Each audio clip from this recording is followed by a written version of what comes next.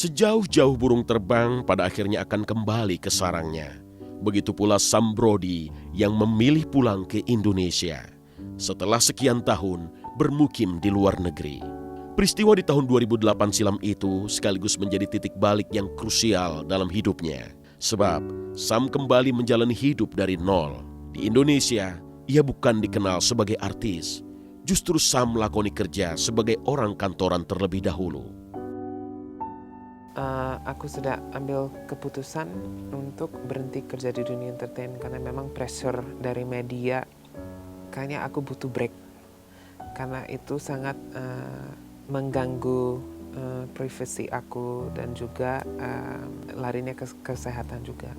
Jadi keputusan aku untuk pindah kembali ke Indonesia gitu waktu saat itu tepat karena saya bisa beristirahat, saya juga bisa relax. Orang di Indonesia juga tidak tahu saya siapa. Dan untuk membangun sebuah yayasan yatim piatu aku itu yang memotivate aku untuk kembali lagi bisa bersemangat. Saya sampai kerja di sebuah kantor juga di Jakarta. Selama 3 bulan aku kerja di situ, tiap hari itu sama HRD itu minta paspor aku atau minta KTP. Saya nahan gitu, nggak mau kasih gitu KTP atau paspor karena di situ kan tetap laki-laki, ya kan? Di Indonesia, Sam Brody menemukan jodohnya. Wanita bernama Indri yang berprofesi sebagai disc jockey diam-diam telah memanah hati Sam Brody. Cerita asmara di antara mereka bukan terjadi pada pandangan pertama. Sebaliknya, mereka menjalin hubungan dekat sebagai sahabat tanpa ada unsur cinta. Sam dan Indri pada awalnya dipertemukan dalam urusan kerja. And then I one day aku ketemu sama ya namanya Indri. Dia lagi nge-DJ dan aku masuk ke sebuah klub gitu dan aku lihat, wah dressnya cocok banget ya gitu, blue gitu. Dan sebenarnya waktu itu kan aku masih berpenampilan sebagai cewek gitu. And aku lihat dressnya, pengen tahu ya beli di mana gitu. Akhirnya aku nyamperin ke dia, I like your dress gitu. Aku juga mau bikin acara ulang tahun aku gitu. Aku pengen nyari DJ, mau nggak gitu jadi DJ aku. Dan akhirnya asistennya dia kasih kartu nama. Tiba-tiba berapa menit kemudian dia setelah main setnya dia DJ, dia samperin aku.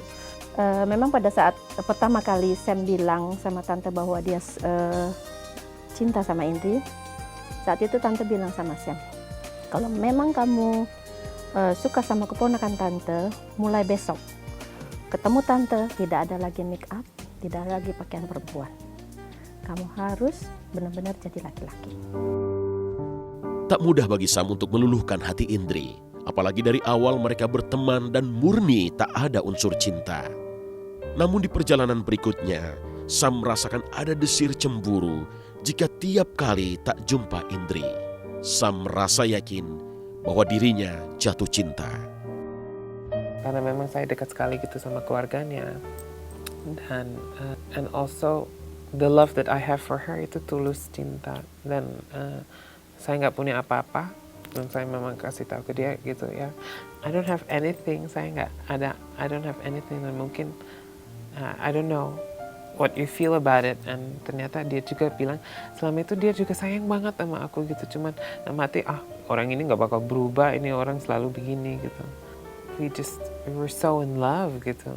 Tapi memang kita nutupin ya, kita nggak kasih tahu ke siapapun. It was very secret karena kita takut juga teman-teman kita pasti, aneh kalian berdua ya. And then aku very old fashion, aku datang ke rumah mamanya tanpa dia tahu, dan saya udah minta duluan sama keluarganya untuk saya pengen menikahi Indri. Keluarga semua setuju karena mereka merasa aku hormat keluarga. Secara ya mungkin orang bule gitu kan, ya beda agama itu juga satu hal yang mungkin keluarga Indri tidak bisa menerima, tapi ya udah. Tapi karena saya udah ambil keputusan, akhirnya saya menjadi mualaf dengan bukan dipaksa gitu dari pihak siapapun, itu dari aku. Memang itu it's an amazing thing. Berapa kali dia datang, berapa kali dia sering datang gitu, ternyata dia mengungkapkan suatu perasaan dia yang paling dalam. Dia bilang, "Tante, aku kok punya perasaan khusus ya sama Indri." "Hah? Maksudmu?" Naluri aku tuh beda, kata dia bilang. "Kok aku sepertinya aku suka sama Indri tapi suka bukan teman." "Maksudmu apa? Coba dijelasin." "Aku cinta Indri, Tante." "Oh iya? Kamu sungguh-sungguh?" "Iya, Tante, aku sungguh-sungguh." Saat itu nggak ada Indri ya. Dia datang sendiri ke rumah Tante, kita bicara di teras. Memang kita kalau Tante sama Sam itu ngobrol selalu jauh dari orang lain. Kita sengaja, waktu itu ada ayunan ya, di teras rumah kita berdua di ayunan. Sam memang tak perlu bertepuk sebelah tangan. Indri yang melihat kesungguhan hati Sambroди mulai menaruh respek besar pada sang pria. Apalagi dari hari ke hari, Sam mulai melunturkan semua jati diri kewanitaannya. Ia berdandan bagai pria, memakai celana jeans, memanjangkan kumis, dan segala aroma lelaki ia wujudkan dalam penampilannya. Dari segala kesungguhan hati inilah, akhirnya Sam dan Indri menikah pada 10 Desember tahun 2010 silam. Pernikahan di Masjid Atin, Jakarta itu menjadi babak baru bagi seorang Sambroди yang kini murni menjadi laki-laki. Dia kan impian dia dari kecil pengen nikah di Masjid Atin. Dan memang untuk booking Masjid Atin itu kan nggak gampang juga. Dan memang kita harus minta izin sama orang di dalam dan juga harus siapkan adat-adatnya, for the wedding. And ya, alhamdulillah tanteku, Tante Lina sama keluarga langsung dihubungin gitu. Yuk kita belanja gitu untuk Sam nikah gitu. And yang bikin aku sedih pas saya nikah gitu, nggak ada mama atau nggak ada papa, nggak ada yang dari pihak keluarga aku gitu. It's a very sad day gitu, tapi happy. And then berapa bulan kemudian ya we found out that she was pregnant gitu. And akhirnya hidup aku memang sangat komplit. Karena I have my wife and my kid. And I don't know, just memang Allah itu luar biasa dan aku sangat terima kasih kepada Dia. Bisa come into my life, bisa menolong aku untuk berubah dan Allah itu yang save me. Tapi alhamdulillah ya, keluarga kami tidak pernah mempermasalahkan dengan siapa keluarga kita menikah, asalkan mereka satu akidah dan mereka berniat betul-betul serius untuk menjalankan rumah tangga, kita tidak pernah mempermasalahkan.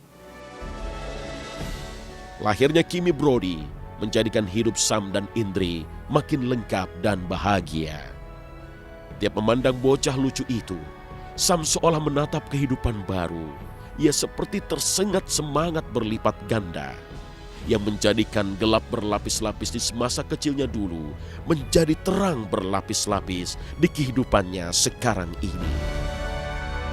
Alhamdulillah, setelah saya menikah, terus kemudian langsung diberi anugerah dengan kehamilannya Indri, itu suatu bukti bahwa memang Sam tidak salah pilih jalan, karena tidak perlu waktu lama akhirnya Indri pun mengandung. Inilah kebahagiaan kita bahwa wah, ternyata memang Sam benar-benar laki-laki. Karena I think selama itu saya nggak punya keluarga, and I think tiba-tiba I had someone that really loved me tulus, and